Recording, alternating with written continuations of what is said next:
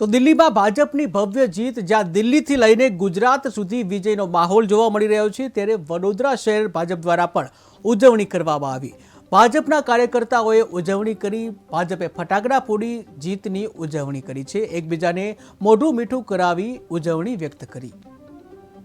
સમગ્ર દેશની અંદર આ એક રાજ્ય એવું હતું કે પૂરા દેશને બરબાદ કઈ રીતે કરવું એનું જ માત્ર કામ જૂઠી પાર્ટી, આપ પાર્ટી, કેજરીવાલ એનું શાસન સમગ્ર દેશને, માત્ર ગુજરાતની, માત્ર દિલ્હીની, સમગ્ર દેશના ભારતીય જનતા પાર્ટીના સાથે સાથ આમ પ્રજાને પણ ખુશી છે।